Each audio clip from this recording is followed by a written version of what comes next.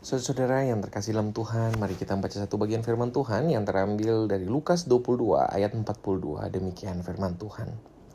Ya Bapakku, jikalau engkau mau, ambillah cawan ini daripadaku, tetapi bukanlah kehendakku, melainkan kehendakmu lah yang terjadi. Saudara-saudara yang terkasih, firman Tuhan yang kita baca ini dilatar belakangi di mana Yesus pergi ke Bukit Zaitun, tempat yang biasa dia pakai untuk berdoa. Saudara-saudara, dan Yudas tahu persis lokasi di mana Yesus sering berdoa. Namun di sini ketika Yesus berdoa, Yesus sedang tidak lari atau Yesus sedang tidak sembunyi. Lukas pakai kata Yunani agonia, istilah buat pertandingan atau pertempuran. Dan pada bagian ini, Yesus berdoa. Di bagian ini bukanlah doa tenang sambil minum teh, tetapi doa yang sedang bertaruh jiwa. Di sini adalah medan pertempuran yang sementara Yesus jalani, makanya Yesus berdoa. Dikatakan di situ terjadi keringat darah di ayat 44. Saudara-saudara, fenomena keringat darah itu nyata secara medis. Terjadi kalau tekanan psikologi luar biasa hebatnya terjadi. Yang Yesus takutkan, saudara-saudara, pada waktu dia mengalami tekanan psikologis di sini, bukanlah paku atau tombak yang akan menancap di bagian tubuhnya. Bukan itu yang Yesus takut, tetapi cawan murka Allah. Cawan dalam perjanjian lama artinya hukuman atas dosa. Yesus takut ditinggalkan Bapa saat menanggung dosa. Dan bagi Yesus, kalau kita mau takut hukuman yang akan terjadi karena akibat dosa, kita sering sebut neraka ini bukan tempat bakar membakar, bukan tempat kita digigit binatang buas di sana akibat dari dosa, tidak, tetapi keterpisahan dari Allah. Itulah esensi yang paling mengerikan dari neraka.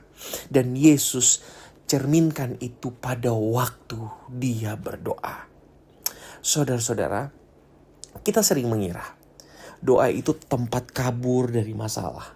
Ya Tuhan, hancurkanlah musuhku. Ya Tuhan, hancurkanlah dia yang nyakitin aku. Tuhan tolong, saya capek. Pindahkan badai atau gunung ini yang akan saya hadapi atau sementara saya hadapi. Saya gak kuat. Kita selalu mengira. Sekali lagi, doa itu adalah tempat kabur dari masalah. Tapi lihat Yesus. Dia berdoa minta dilepaskan dari cawan itu. Di ayat 42a, jujur itu doa manusiawi. Tapi dia tidak berhenti di situ, saudara-saudara. Ayat 42b dikatakan, tetapi bukanlah kehendakku, melainkan kehendakmu lah yang terjadi. Saudara-saudara, itu doa yang mengubah segalanya. Bukan doa supaya Allah nurut kita, tapi doa supaya kita nurut apa yang Allah kehendaki dalam hidup kita. Saudara-saudara, R.C. Sproul itu berkata seperti ini. Kesedihan Yesus di Taman Getsemani bukanlah karena dia takut mati, tapi karena dia takut menanggung kutuk Bapa yang seharusnya untuk kita. Saudara-saudara, maksudnya di sini begini. Yesus takut akan penolakan Bapa, dan justru karena dia takut akan itu, kita tidak perlu takut lagi. Dia meminum cawan yang seharusnya kita minum. Dan ini luar biasa Allah kita. Demi menyelamatkan kita. Demi untuk kita tidak binasa. Demi agar kita tidak terpisah dari Bapa. Yesus meminum cawan yang seharusnya kita minum. Hukuman yang seharusnya kita terima karena dosa-dosa kita diambil oleh Yesus. Yesus tahu itu sangat mengerikan. Tapi Yesus memilih taat demi keselamatan kita. Taat untuk apa? Taat untuk menanggung segala dosa-dosa kita di atas kayu salib. Saudara-saudara, apa yang kita bisa pelajari pada saat ini? Doa bukan remote untuk mengontrol. Doa bukan alat untuk memerintah Tuhan. Doa adalah alat untuk kita menyerahkan diri. Bersandar total kepada kasih karunia Allah. Saudara-saudara, yang berikut yang bisa kita pelajari adalah Tuhan jawab doa kadang bukan dengan mengubah situasi, tapi dengan memberi kekuatan. Ayat 43 dikatakan malaikat datang menguatkan Yesus, tapi cawannya tetap ada.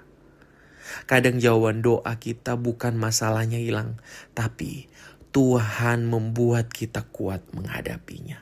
Saudara-saudara, yang berikut yang bisa kita pelajari. Kalau Yesus saja berdoa begitu keras di ayat 44, apalagi kita. Jangan malu kalau doa kita kadang kesannya agak berantakan, belepotan waktu kita omongin. Kita keringat dingin, kita nangis dalam doa itu. Tapi itulah yang Allah rindukan, kita berdoa secara otentik. Saudara-saudara, kiranya firman Tuhan ini bisa menjadi kekuatan bagi kita semua. Di dalam momen-momen yang sakral ini, mari kita menyerahkan diri kepada belas kasihan Tuhan sambil menghayati dengan penuh rasa syukur ketika Allah mengambil alih dosa kita di atas kayu salib. Dia tanggung itu bagi kita. Kita berdoa.